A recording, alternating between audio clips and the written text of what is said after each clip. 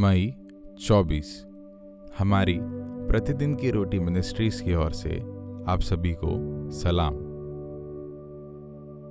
आज के वचन का शीर्षक है चुंबन के साथ सुधार।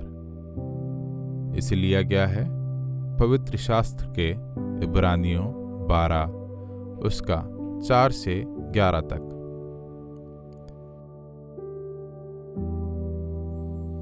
पाप के विरुद्ध अपने संघर्ष में तुम्हें इतना नहीं लड़ना पड़ा है कि अपना लहू ही बहाना पड़ा हो।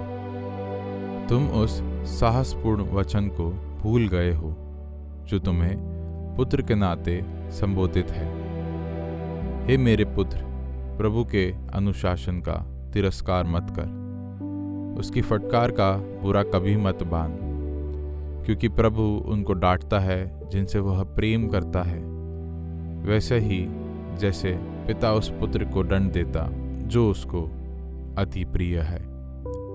कठिनाई को अनुशासन के रूप में सहन करो। परमेश्वर तुम्हारे साथ अपने पुत्र के समान व्यवहार करता है। ऐसा पुत्र कौन होगा जिसे अपने पिता के द्वारा ताड़ना ना दी गई हो?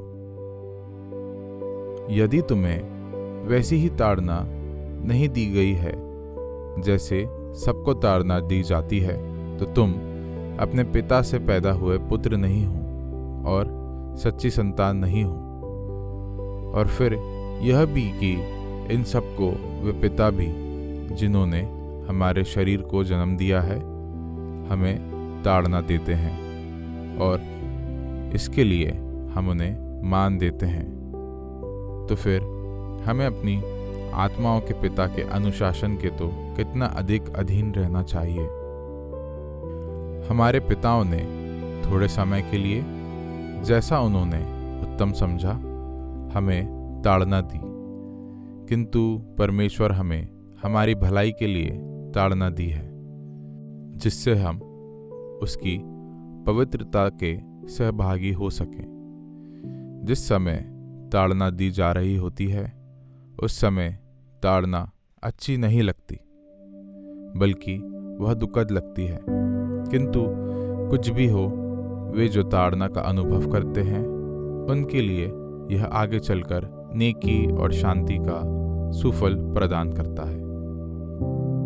अपने दृष्टांत एक बुद्धिमान स्त्री में जॉर्ज मैकडोनाल्ड 2 लड़कियों की कहानी बताते हैं जिनका स्वार्थ स्वयं सहित सभी के लिए दुख लाता है, जब तक कि एक बुद्धिमान महिला उन्हें कहीं परीक्षाओं से नहीं गुजरवाती ताकि वह उनके फिर से मनोहर बनने में मदद कर सके। लड़कियों द्वारा प्रत्येक परीक्षा में असफल होने और शर्मिंदगी और अलगाव का सामना करने के बाद उनमें से एक रोसमंड को अंततः एहसास होता है कि वह खुद को नहीं बदल सकती। क्या आप मेरी मदद नहीं कर सकती?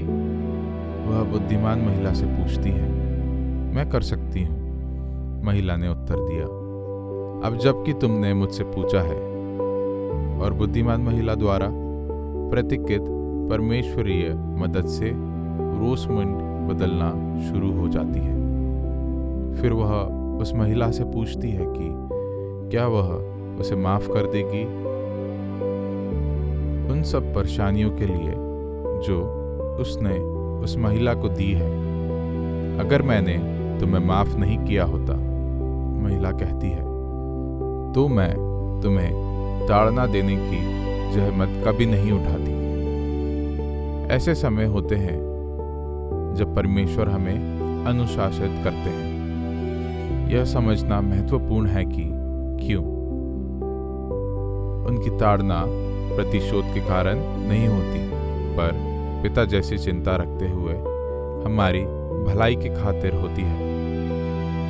वह यह भी चाहता है कि हम उसकी पवित्रता का हिस्सा बन सकें, धार्मिकता और शांति की फसल का आनंद उठा सकें। स्वार्थ दुख लाता है, लेकिन पवित्रता हमें उसके जैसा संपूर्ण, आनंदमय और मनोहर बनाती है। रोसमंड बुद्धिमान महिला से पूछती है कि वह उसके जैसी स्वार्थी लड़की से कैसे प्रेम कर सकती है। उसे चूमने के लिए झुकते हुए महिला जवाब देती है, मैंने देखा था कि तुम क्या बनने वाली हो। परमेश्वर का सुधार भी प्रेम और हमें वैसा बनाने की इच्छा के साथ आता है जैसा वास्तव में हमें बनना आवश्यक है। इसे लिखा गया है शेरिडन वॉयसे ने। आपने अतीत में परमेश्वर के अनुशासन को कैसे समझा है? आपको और अधिक मनोहर बनने के लिए उसने हाल ही में आपको कैसे अनुशासित किया होगा? आइए हम प्रार्थना करें। हे पिता परमेश्वर, आपके सुधार के लिए धन्यवाद। चाहे यह कष्टदायक भी हो, मेरी भलाई के लिए आप इसे लाते हैं। आमीन।